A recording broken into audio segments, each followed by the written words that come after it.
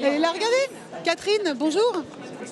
Regardez, il y a des étudiantes qui sont venues ici pour le BIG et qui sont fans de Lacoste. Voilà ce qu'on nous dit. Voilà Catherine, vous voulez, je vous la présente. Bonjour, enchantée. Enchantée. Et elles aimeraient, certaines ne sont pas très, elles se cherchent un peu. Puis les autres sont vraiment vous êtes lycéenne, c'est ça? Ah, étudiante, d'accord. En BTS, rappelez en quoi? En BTS NDRC, négociation, digitalisation de la relation clientèle.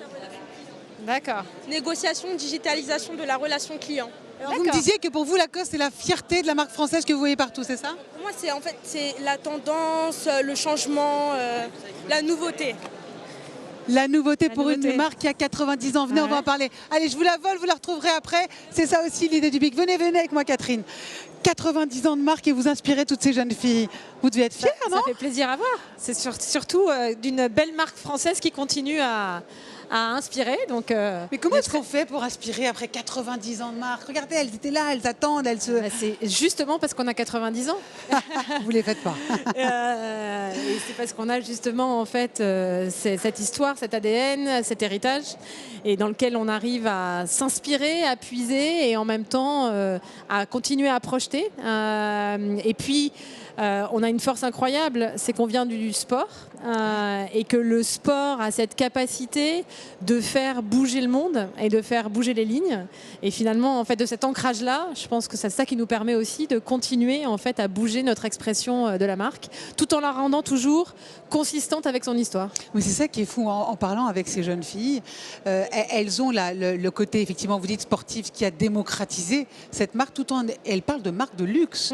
Donc c'est j'ai envie de dire assez oxymore, mais c'est une adéquation qui est difficile, notamment pour vous. Ça fait 1 an que vous avez pris la tête de cette marque qui a 90 ans. J'imagine que c'est un sacré challenge, un sacré défi pour vous de concilier toutes ces identités. Alors c'est toujours effectivement un challenge de concilier, mais en même temps, c'est ça qui fait la force.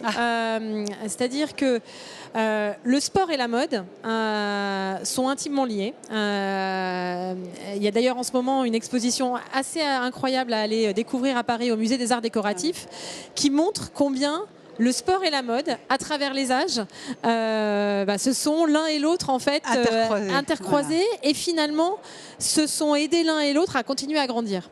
Et donc, pour en revenir à votre question, je pense que oui, c'est complexe de répondre à des cibles et des attentes différentes, de faire ces ponts entre, par moment, une approche un peu plus sportive, par moment une approche un peu plus fashion, mais en même temps, c'est ça qui fait en fait le caractère complètement unique de cette marque française, qui est un peu la seule marque française du fashion sport qui par ailleurs soit à ce niveau-là au niveau international. Ouais, c'est vraiment unique, il n'y en a pas d'autres d'ailleurs.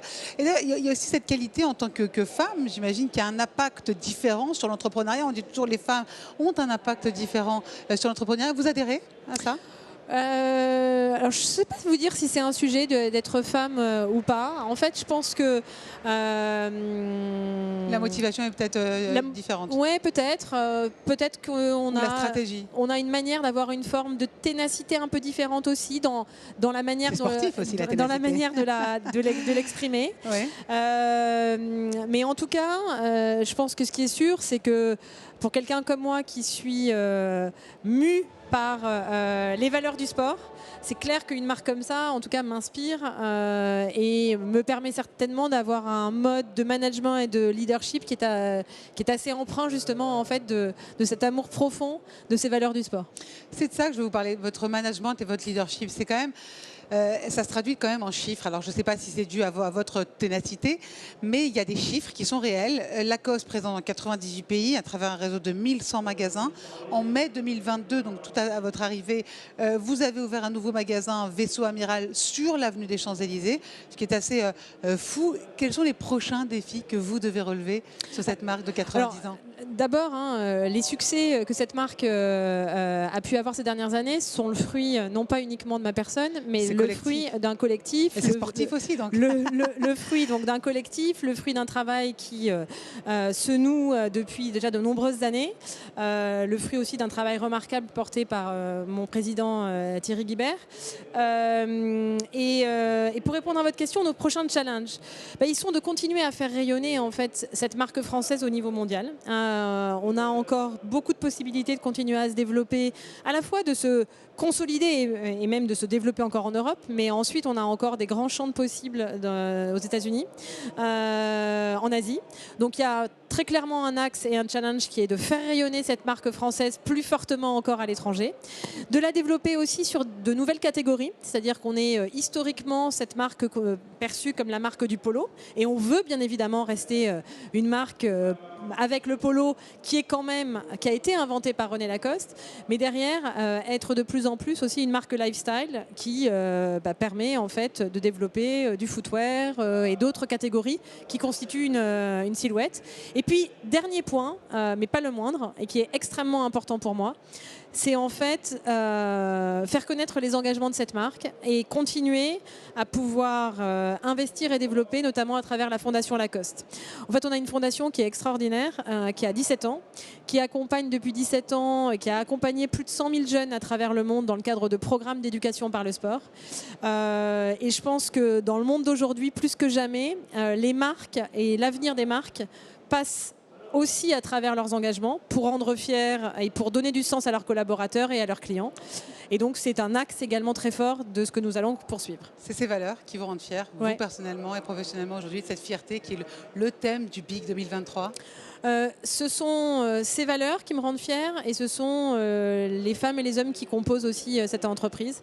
Je pense que une entreprise, c'est d'abord et avant tout une énergie, c'est d'abord et avant tout des gens qui la composent.